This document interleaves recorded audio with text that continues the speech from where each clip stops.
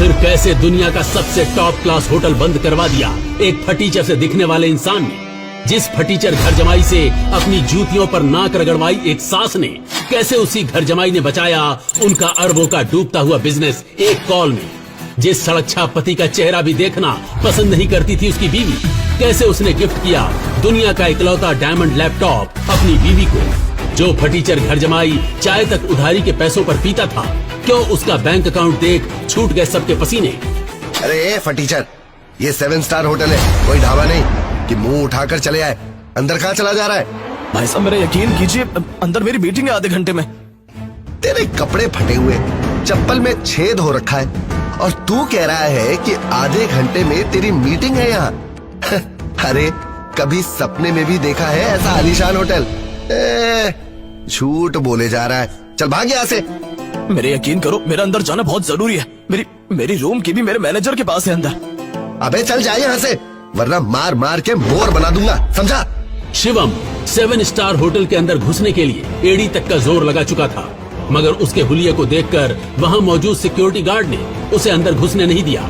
तभी शिवम की पत्नी दृष्टि, जो शहर के सबसे अमीर खानदान से बिलोंग करती थी, शिवम और दृष्टि सिर्फ नाम के पति पत्नी थे, क्योंकि उनकी शादी दृष्टि के दादाजी ने जबरदस्ती करवाई थी, जिसके बाद शिवम इनके घर में एक नौकर और घर जमाई बनकर रहने लगा। दृष्टि मेरा अर्जेंट अंदर जाना बहुत जरूरी है।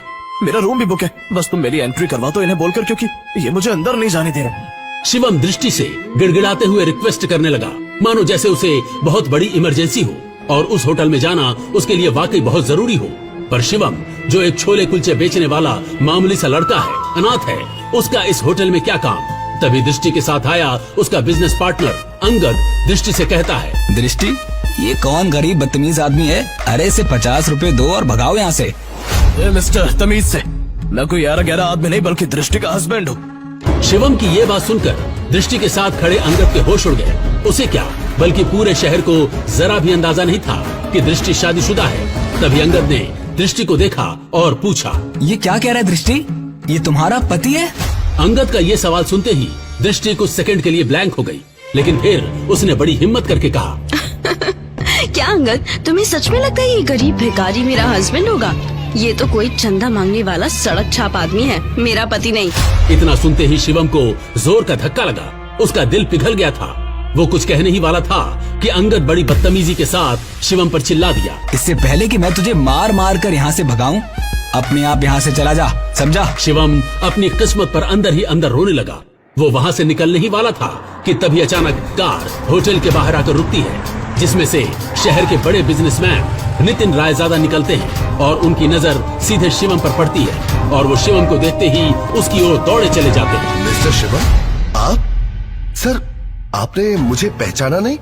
मिस्टर रायजादा को कौन नहीं जानता था। दृष्टि उन्हें देखते ही पहचान गई थी, पर उन्हें शिवम से बात करता देख दृष्टि और अंगद दोनों के होश उड़ गए। दृष्टि, ये मिस्टर रायजादा जैसा बड़ा आदमी शिवम से क्या बात कर रहा है और वो इसे जानता कैसे है? वही तो मुझे भी समझ नहीं आ रहा है। 5000 करोड़ की कंपनी के मालिक को कैसे जानता है? जरूर ये मिस्टर रायजादा का ड्राइवर होगा।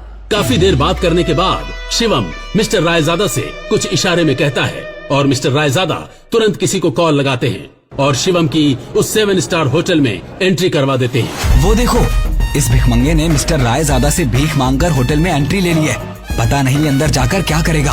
तभी दृष्टि भागते हुए मिस्टर रायजादा के पास जाकर पूछने लगी, हेलो मिस्टर रायजादा, मैं नारायण ग्रुप ज्वेलर्स की CEO हूँ। बुरा ना माने तो मैं पूछ सकती हूँ, क्या आप उस भिखारी को कैसे जानते हैं जो अभी अभी आपके पास खड़ा था? भिखारी? You mean mister Shivam? Are you kidding? आप मिस्टर शिवम को भिखारी कह रही हैं? मैडम, लगता है आप मार्केट में काफी नई हैं, वरना ऐसे सवाल नहीं पूछती। अच्छा, मैं चलता हूँ। इतना कहकर मिस्टर रायजादा वहाँ से चले जाते हैं और दृष्टि सोच में पड़ जाती है कि आखिर ये मिस्टर रायजादा ने क्या कहा। और दूसरी ओर शिवम तेजी से होटल के अंदर भाग रहा होता है कि उसे वहाँ उसका मैनेजर खड़ा दिख जाता है, जो शिवम से मिलकर कहता है, शिवम सर, हेलो, और ये रहा आपका ब्लैक टक्सिडो सूट। आज की मीटिंग के लिए आप कॉरिडोर से अपने रूम में चले जाइए, क्योंकि आपके पास ज्यादा टाइम नहीं है, गेस्ट आ गए हैं। और ये भी रखिए आपके रूम की की। शिवम तेजी से वहाँ से भागते हुए अपने रूम की तरफ निकल जाता है, पर तभी अचानक वो उसके सामने से आ रहे एक आदमी से टकरा गया, जिससे वो आदमी नीचे गिर पड़ा। Oh no! अंधे कहीं के, ये 7 स्टार होटल है, तेरी कॉलोनी का पार्क नहीं। तू जैसे भिखारी को यहाँ किसने घुसने दिया? देखिए सर, I'm sorry, मैं जल्दबाजी में हूँ, इसीलिए आपसे टकरा गया। अब मेरी मीटिंग, मुझे जाना होगा, सॉरी। मेरे होते हुए तो इस होटल में 2 मिनट भी नहीं रुक सकता। तू जानता नहीं है तूने किस आदमी से टक्कर खाई है। और तभी वो आदमी इतना कहते हुए शिवम का रास्ता रोक देता है और वहाँ 6 बॉडीगार्ड्स आ जाते हैं और आकर शिवम को पकड़ लेते हैं। तेरी इतनी हिम्मत, तूने हमारे सर को धक्का मारा। तू शायद जानता नहीं, ये इस होटल के मालिक हैं। सर, मेरे लिए इस समय ये मीटिंग बहुत जरूरी है, मैं आपसे माफी मांगता हूँ, प्लीज मुझे जाने दीजिए, मुझे इमरजेंसी है। इसका ये भाड़े का सूट जमीन में फेंक कर गंदा कर दो। मैं भी देखता हूँ इस जैसा भिखारी कैसे मीटिंग अटेंड करेगा। 2 कौड़ी का नौकर और 2 कौड़ी की इसकी कंपनी, पता नहीं कैसे कैसे लोगों को जॉब दे देते हैं। No sir, no.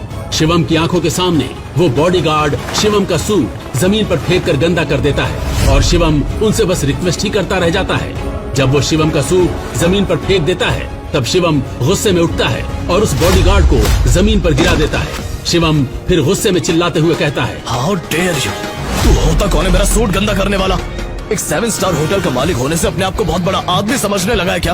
अब देख, अगले 10 मिनट में तेरी बर्बादी शुरू होगी। शिवम के इतना कहते ही वहाँ खड़े लोग और बॉडीगार्ड शिवम पर जोर जोर से हंसने लगे।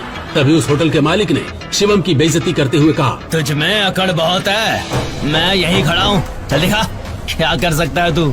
तभी शिवम गुस्से में तुरंत किसी को फोन लगाता है और कहता है, हेलो, मैं बोल रहा हूँ यंग मास्टर, अभी के अभी कपूर 7 स्टार होटल को तुरंत ब्लैकलिस्ट कर दो। मुझे अगले 10 मिनट में ये होटल बंद चाहिए, समझे?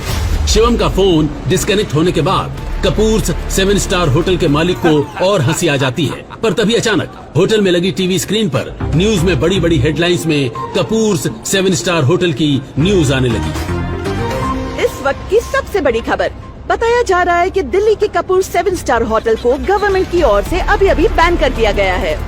ये खबर सुनते ही मिस्टर कपूर के होश उड़ गए और वो घबराकर ऑफिसर्स को कॉल करने लगे। मिस्टर, किससे पूछकर तूने मेरे होटल को ब्लैकलिस्ट करने की कोशिश की? 7 स्टार होटल को बैन करना कोई मजाक नहीं है। ये सब बिना कोई नोटिस के न्यूज में कैसे पब्लिश हुआ? सर, हमें ऊपर से इमीडिएट ऑर्डर आए हैं कि आपके लाइसेंस को कैंसिल कर दिया गया है और होटल को अभी से बैन कर दिया गया है। आपको बात करनी है तो सीधा मिनिस्ट्री से बात करनी होगी।